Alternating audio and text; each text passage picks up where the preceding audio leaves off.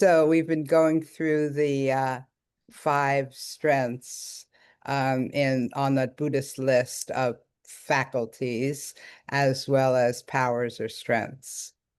So wisdom, the final culmination, the drum roll happens.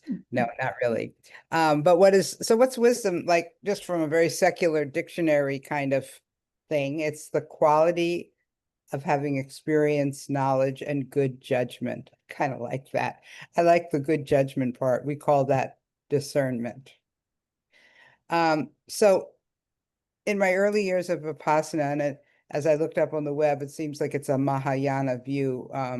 That's what the web said. Anyway, I was taught, it is taught that there are two paths or ways of development, either the wisdom path or the compassion path. Of course, they both need to be developed, and they really actually need to be developed in tandem. That's how I see it now. But back then, and kind of still, I'm more interested in wisdom. Well, I don't know about that. I'm more interested in wisdom now. But I think I used to be more interested in wisdom as the primary driver of my practice, because after my first meditation retreat, I experienced a kind of clarity that was deeply motivating. As I said, or I implied, now I would equally prioritize compassion, maybe even more so. At any rate, wisdom is the last of the list of spiritual faculties and powers. And as Linda and I have been teaching on this, and perhaps others as well, we've been sort of going down the list in the order it's usually done in. We don't often do lists that way. And it said that, wisdom is the ongoing inspiration for the work of the other four. In other words, we would be doing, we would be cultivating confidence. We would be cultivating samadhi. We would be cultivating, let's see if I can pull them all off now. The correct, a good form of energy. And I am forgetting one, but it will come to me. But anyway, today we're talking about how, wisdom might motivate us to develop the other four, but it's also the fulfillment of the other four. So wisdom is different from knowledge. Wisdom cannot be learned from books or from lists, though it can be supported by books and lists. But what wisdom is, and this is a quote from someone else, is an intuitive understanding that arises from close observation of experience. Now, isn't that our practice? Close observation of experience. Now, you could look at how wisdom is a strength or a power by looking at its inverse, its reverse. Ignorance is the opposite. It's opposite. And really, I would say ignorance leaves us as a victim to life rather than a person who is empowered.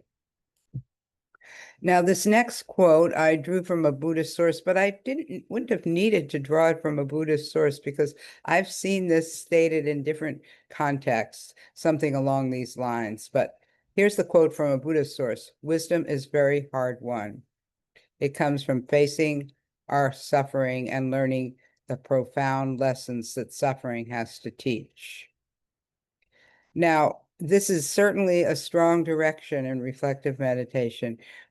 Sitting with our suffering, our dukkha, our anxiety, our stress, our upsets, our pain, but of course, with care and gentleness. So important.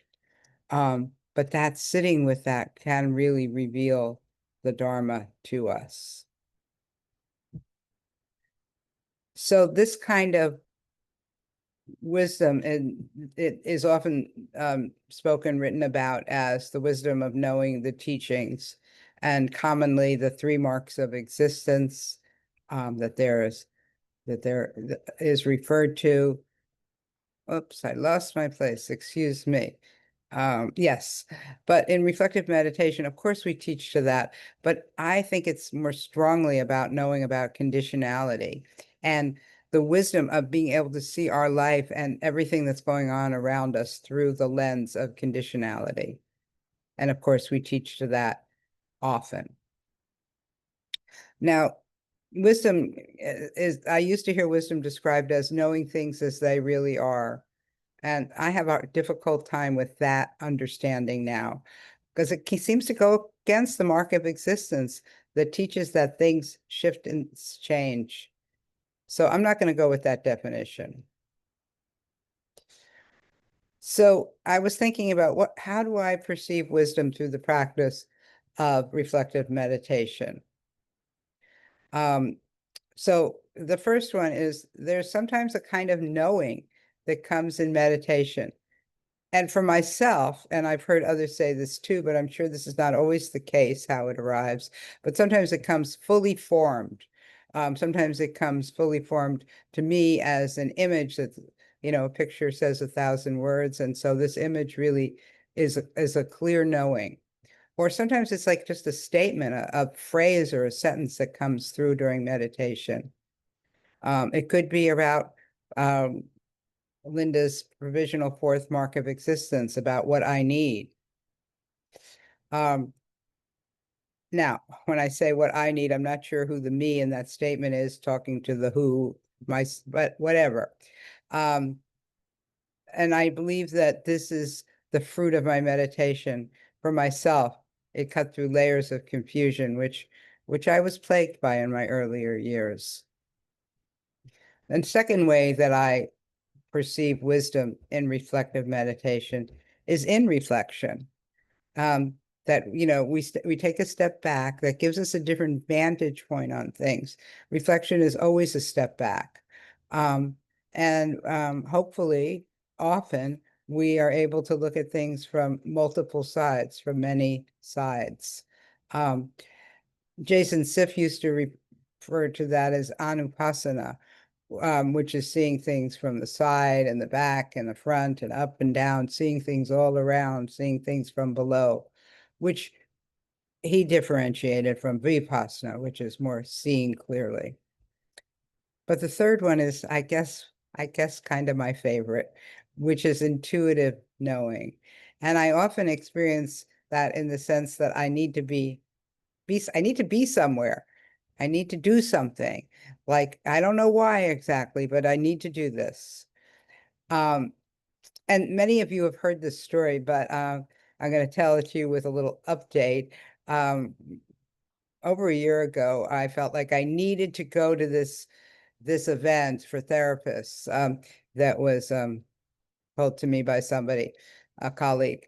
And so I went. It's not the sort of thing I usually do. And then I ran into an old colleague of mine from 30 years ago, Lucia Marks, and that's who I ended up giving Pine Street Sangha to. And it was a wild synchronicity because it had just fallen through. I was trying to give it to another nonprofit here in Portland, and that had just fallen through. And I felt like I had to go to this event. And I saw Lucia and I said to her, "Do you want a building?" And she said, "I can't believe it. I just decided on Friday I have to leave the agency I founded and have been working at for whatever, over 30 years, and decided I had to go out on my own. And I've been looking for buildings all weekend." This was Tuesday. Well, that was synchronicity. Um, and the update is that they've had the building, they've owned the building since February, and it's wonderful. I went to their open house a week or two ago, and they've done amazing things, and they've brought it to the next level. They've done so much work on the building, and they're going to really be doing good things there. It's amazing. There were tears behind my eyes at the open house. I'm not sure what they were tears of, but maybe tears of intuitive knowing. Um, Now I have that's a big one. I have lots of mundane experiences of this.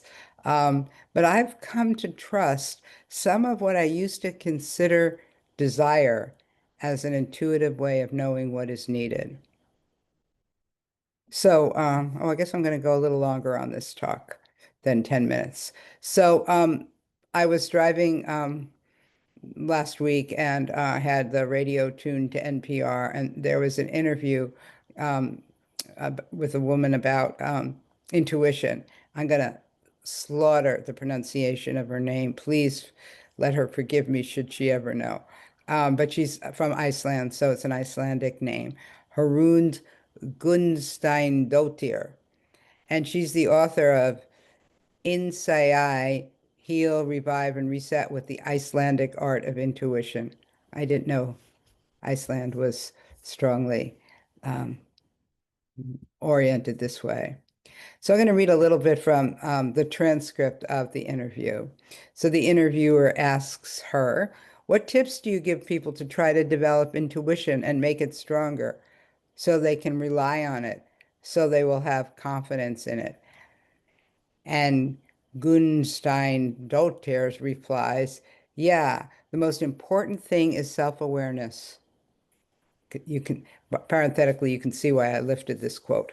To get to know yourself better and to be able to look at yourself from a bit of a distance.